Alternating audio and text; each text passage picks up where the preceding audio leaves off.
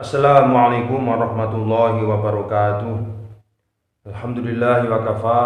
Wassalatu wassalamu ala abdihil mustafa wa ala alihi wa sahbihi al-mustaba. Asyhadu an la ilaha illallah wahdahu la syarika lah wa asyhadu anna sayyidina Muhammadan abduhu wa rasuluh la nabiyya ba'dah, amma ba'du. Anak-anak sekalian, siswa dan siswi MTS Salafiyah Syafi'iyah Tebu Ireng kelas 9 dimanapun kalian berada, semoga kita selalu dalam lindungan serta kasih sayang Allah Subhanahu wa Ta'ala.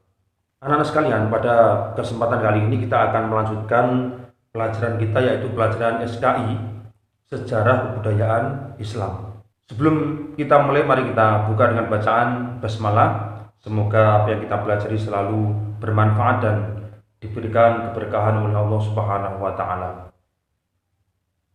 Bismillahirrahmanirrahim. Pada kesempatan kali ini kita akan membahas tentang perkembangan Islam di Indonesia. Perlu kita ketahui bahwa Kepulauan Indonesia terdiri dari atas 5 pulau besar, yaitu yang meliputi dari Pulau Kalimantan, Pulau Sumatera, Pulau Jawa, Pulau Sulawesi, dan Pulau Irian. Pulau-pulau ini dikelilingi oleh pulau-pulau kecil atau selat-selat kecil dan lautan. Letak Kepulauan Indonesia sangat strategis karena diapit oleh 2 benua, yaitu benua Australia dan benua Asia. Nah, Indonesia juga diapit oleh 2 samudera, yaitu Samudra Atlantik yang ada di sebelah utara dan Samudra Indonesia yang ada di sebelah selatan. Nah, tanah Indonesia sangatlah subur, baik oleh bahan makanan dalam berbagai bentuknya maupun oleh bahan-bahan kebutuhan lainnya seperti rempah-rempah.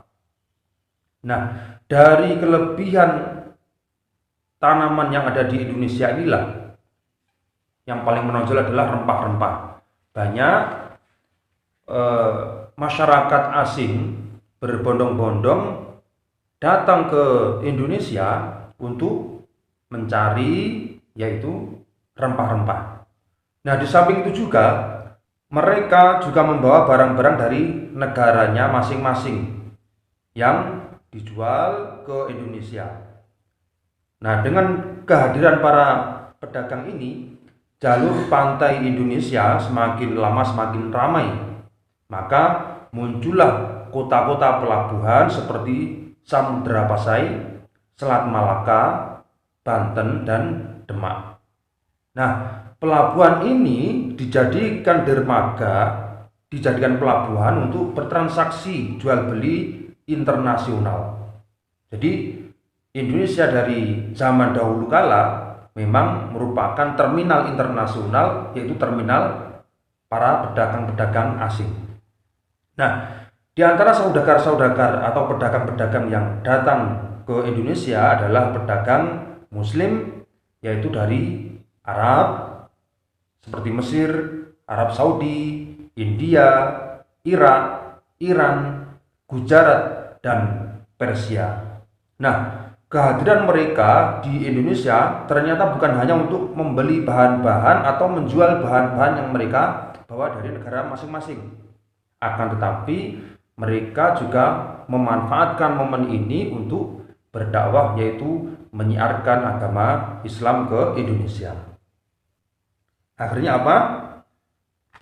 Agama Islam mulai masuk ke pulau-pulau Indonesia sedikit demi sedikit, walaupun jangkauannya lama. Misalkan di Sumatera Utara ini di abad ke-7. Nah, sedangkan ke Jawa mulai abad ke-10 sampai sekian. Islam baru mulai masuk ke daerah Jawa. Namun meskipun pelan tapi pasti, Islam dapat menyebar secara perlahan ke seluruh kepulauan-kepulauan yang ada di Indonesia. Nah, apa sebetulnya Islam dapat berkembang pesat di Indonesia? paling tidak ada 5 hal yang membuat bangsa kita, bangsa Indonesia ini mudah untuk dimasuki agama Islam. Pertama, syarat untuk masuk agama Islam sangatlah mudah. Seseorang jika ingin masuk agama Islam cukup mengucapkan 2 kalimat syahadat tanpa harus memberi biaya apapun, tanpa harus melakukan apapun. Kemudian yang kedua, mengapa Islam mudah diterima di Indonesia? Masyarakat Indonesia waktu itu masih menganut agama Hindu-Buddha. Jadi di sana berlakulah status kasta. Kasta itu adalah strata sosial yang diawali dari Brahmana, yaitu kaum agamawan. Ustadz, kiai itu ada di Brahmana bagi kaum Hindu.